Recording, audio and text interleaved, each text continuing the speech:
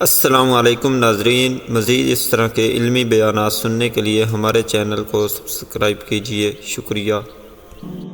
تو جو بیت رہی تھی بلال پر، ابو فقی پر، زنیرہ پر، جو ان پر بیت رہی تھی، جو خباب پر بیت رہی تھی، جس طرح ہلاک کیا گیا ہے حضرت سمیہ کو، حضرت یاسر کو، یہ ساری تکلیفیں انہیں بھی تھی، لیکن کیا اس کا یہ بالواسطہ ایذا محمد کے لیے نہیں تھا صلی اللہ علیہ وسلم؟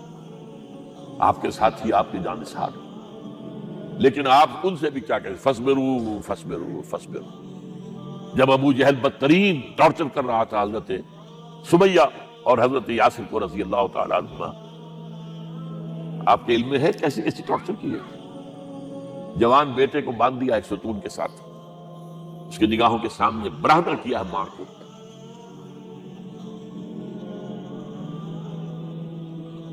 ہاتھ میں ایک مورتی ہے، جب تنگ آ گیا، ستا کر تنگ کر کے مار مار کے حضرت سمیہ ٹس سے مس نہیں ہو رہی، کہتا ہے تم ایک دفعہ کہہ دو سمیہ کہ ہاں اس مورتی میں بھی کچھ ہے، میں تمہیں چھوڑ دوں۔ انہوں نے تھوک دیا، برچھا مارا ہے شرمگاہ کے اندر۔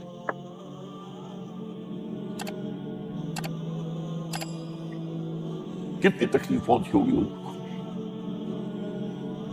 لیکن آپ گزر رہے اصبروا یا آل یاسر فإن موعدکم الجنہ، اے یاسر کے گھر والوں صبر کرو، تمہارے استقبال کی تیاریاں ہو رہی ہیں جنت میں۔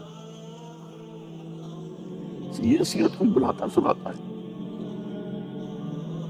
یہ سیرت یاسر کے ساتھ کیا کیا ہے؟ 4 اونٹ نر سانڈ، اور ان کے ساتھ رسے باندھ کر ایک رسے سے ان کا ایک بازو باندھا، ایک سے دوسرا بازو، ایک سے ایک ٹانگ، دوسرے سے دوسری ٹانگ، انہیں دوڑایا ہے کہ پرکھتے اڑ جیسے۔ یہ دین ایسے ہی قائم نہیں ہوا، عدل و انصاف کا نظام ٹھنڈے ٹھنڈے قائم نہیں ہوتا، گھر میں آرام سے بیٹھے ہوئے قائم نہیں ہوتا۔ اور سنیے، 3 برس شیب بنی ہاشم کے تو قید ہے، 3 برس ٹوٹل بائیکاٹ، ایک گھاٹی، ادھر پہاڑ ادھر پہاڑ، دونوں طرف جو ہے پہرے، کوئی کھانے پینے کی چیز اندر نہیں جائے گی، اور پورا خاندان بنی ہاشم، وہ بھی کہ جو ایمان نہیں لائے، وہ قبائلی زندگی تھی نا۔ بنو ہاشم چونکہ حضور کو پشت پناہی چھوڑنے کو تیار نہیں ہوئے، ابو طالب نے آخری وقت تک بھی ساتھ نہیں چھوڑا۔ ہاں، آخری وقت کے قریب ایک بات ہو گئی تھی، ایک مرتبہ تو ہوا کہ وفد آیا ہے قریش کا کہ اپنے بھتیجے کو روک لو، وہ ہمارے معبودوں کی توہین کرتا ہے۔ ابو طالب نے بلایا اور آپ سے کہا کہ یہ اپنے رویے کو بدلے۔ آپ نے فرمایا کہ چچا جان، اب تو چاہے یہ میرے ایک ہاتھ پر سورج اور دوسرے پر چاند رکھ دے، میں اپنے اس مشن کو چھوڑ نہیں سکتا۔ اور ابو طالب کے عین انتقال کے وقت جو معاملہ ہوا، جب وفد آیا ہے کہ ٹھیک ہے اب ہمارا جو ہے صبر کا پیمانہ لبریز ہو گیا ہے، اب ٹھیک ہے آ جاؤ میدان میں، تم بھی ساتھ چھوڑنے کو تیار نہیں ہو۔ ابو طالب نے بلایا آپ کو، بھتیجے مجھ پر اتنا بوجھ نہ ڈالو جو میں برداشت نہ کر سکتا۔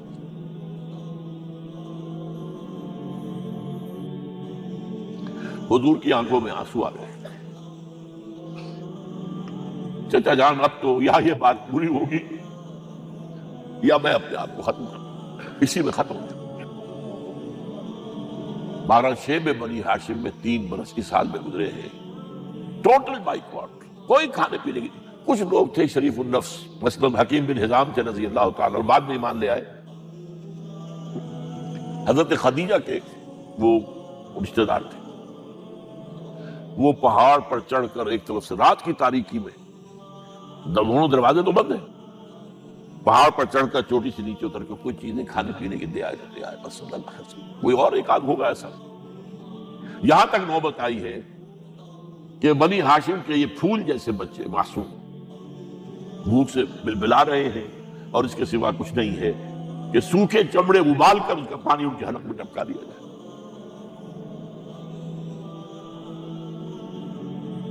اور جو ہوا وادی طائف میں، جب مکے والوں نے فیصلہ کر لیا کہ آپ قتل کر دو، ابو طالب بھی فوت ہو چکے ہیں، اب کوئی اندیشہ نہیں، کوئی خانہ جنگی شروع نہیں ہوگی، کوئی انٹرا ٹرائبل وار نہیں ہوگی۔ تو آپ طائف گئے ہیں، شاید وہاں کے 3 سردار تھے بڑے، اور یہ طائف اصل میں قریشی کا سمجھیے کہ یہ ان کا گرمیوں کا یہ صحت افزا مقام تھا۔ یہ تمام جو سردار تھے مکے کے، ان کی جائیدادیں وہاں تھی، باغات تھے، اور وہاں کے بھی 3 سردار تھے، تو شاید ان میں سے کسی کو اللہ توفیق دے دے۔ وہاں گئے ہیں اور صرف ایک ساتھ ہیں، حضرت زید بن حارثہ، حضرت ابوبکر بھی ساتھ نہیں، سائے کی طرح ساتھ رہنے والا بھی ساتھ نہیں تھا۔ وہاں جا کر جو آپ نے تینوں سے بات کی ہے، تینوں نے وہ باتیں کہی ہیں جو کلیجے کو چیر جائیں، اور اس میں کیا ہو رہا ہے، اسٹریٹ ارچنز جو کہلاتے ہیں ہمارے جھوکرے گلیوں کے، انہیں اشارہ کر دیا ذرا ان کی خبر لو۔ اب وہ پتھراؤ کر رہے ہیں، جیسے ہمارے ہاں کوئی آ جاتا ہے، کوئی نیم پاگل یا کوئی اور کسی طرح کا مست قسم کا آدمی، اور اس کے اوپر چھوکرے چاروں طرف ہوں اور ستا رہے ہوں۔ یہ نقشہ تھا، اور طائف کی گلیاں تھیں، اور محبوب رب العالمین تھے۔ ادھر سے پتھر آ رہے ہیں تو زید بن حارثہ رکاوٹ بن گئے، لیکن پیچھے سے آ رہے ہیں، وہ کیسے روکیں گے؟ پیچھے جاتے ہیں تو ادھر سے آ رہے ہیں، جسم لہو لہان ہے، خون رس رس کر زخموں سے جوتیوں میں آ کے جم گیا ہے۔ پھر وہاں سے آپ نکل کر گئے ہیں، ایک باغ میں تھوڑی سی پناہ لی ہے تھوڑی دیر کے لیے، جوتے بڑی مشکل سے اترے ہیں، خون جمع ہوا، اور وہ جو پھر دعا نکلی ہے آپ کی، وہ کلیجے کو چیر جانے والی ہے۔ اللہم الیک اشکو ضعف قوتی وقلت حیلتی وحوانی علی الناس، اے اللہ تیری جناب میں فریاد لے کر آیا ہوں، اپنی قوت کی کمی کا، اپنے وسائل کی کمی کا، اور لوگوں میں جو رسوائی ہو رہی ہے۔ الی من تکلنی الی بعید یتجہمنی او الی عدو ملکت امری، مجھے کس کے حوالہ کر دیا ہے؟ مجھے دشمن کے حوالے کر دیا جو چاہے میرے ساتھ کر گزرے۔ لیکن پھر مقام عبدیت کا ظہور ہوتا ہے، ان لم یکن علی غضبک فلا ابالی، اے اللہ اگر تو ناراض نہیں ہے، مجھے اندیشہ یہ ہو گیا کہ کہیں تو ناراض تو نہیں ہو گیا ہے، کہیں تو نے میرا ساتھ تو نہیں چھوڑ دیا ہے۔ اگر تو ناراض نہیں ہے تو مجھے کوئی پرواہ نہیں، جو ہو سو سر تسلیم خواہ میں جو مزاج یار میں آئے۔ واپس آئے ہیں تو مکے میں داخل نہیں ہو سکتے تھے، وہاں تو قتل کا فیصلہ ہو چکا تھا۔ بہرحال یہ چند باتیں میں نے آپ کو بتائی، باقی تو یہ کہ غار ثور ہے کیسی، اور پھر غزوہ بدر سے پہلے کی رات ہے، اور وہ آپ کا زندگی کا طویل ترین سجدہ ہے۔ اس میں جہاں تک یہ الفاظ بھی آپ نے کہہ دیا، اللہ اگر کل یہ جو 313 یہاں جمع ہیں اگر یہ ختم ہو گئے تو پھر قیامت تک تیرا نام لینے والا کوئی نہیں ہوگا، میں آخری رسول اور میری یہ 15 برس کی کمائی ہے۔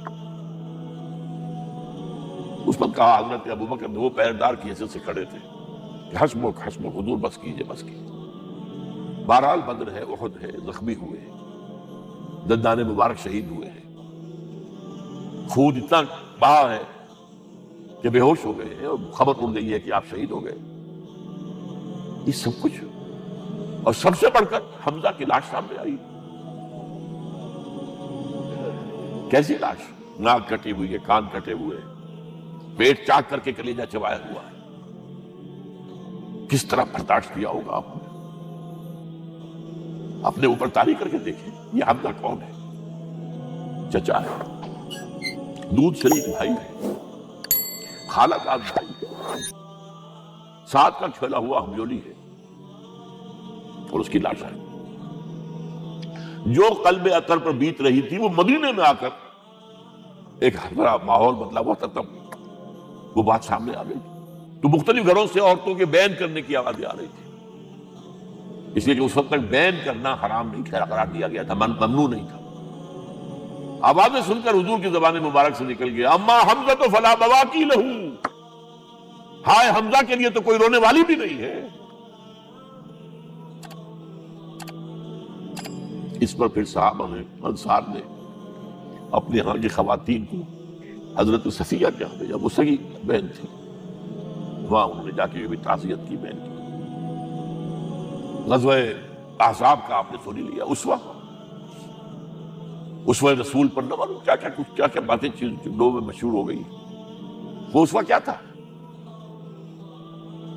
جب خندق کھودنے کا فیصلہ ہوا ہے تو خندق کھود رہی ہے، حضور بھی لگے ہوئے ہیں، بھاری بھاری پتھر اٹھا کر کندھے پر لا کر باہر پھینک رہے ہیں. پتھریلی زمین تھی، ایک پتھر کسی سے ٹوٹا نہیں تھا، تو حضور نے جو ہے 3 دفعہ جو اس کی طرف لگائی تب ٹوٹا ہے.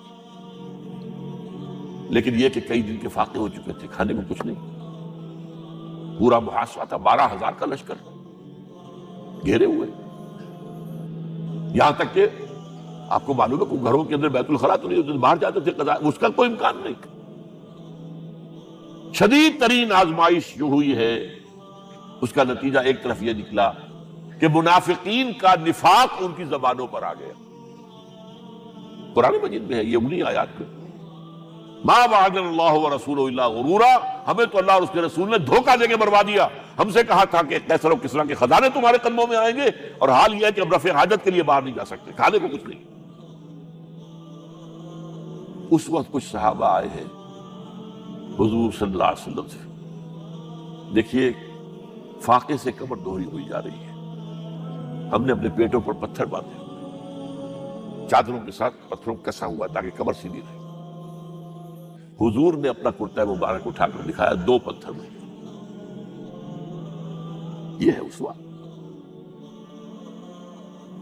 یہ ہے آپ کی سنت، آپ کا اسوہ حسنہ. لیکن اس اسوہ حسنہ سے فائدہ کون اٹھا سکتا ہے؟ لقد کان لکم فی رسول اللہ اسوۃ حسنۃ لمن کان یرجو اللہ والیوم الآخر وذکر اللہ کثیرا. اسوہ تو اپنی جگہ ہے، قرآن میں ہدایت سب کے لیے، ھدی للناس، لیکن فائدہ اٹھائیں گے صرف متقین، ھدی للمتقین. السلام علیکم ناظرین، مزید اس طرح کے علمی بیانات سننے کے لیے ہمارے چینل کو سبسکرائب کیجیے. شکریہ.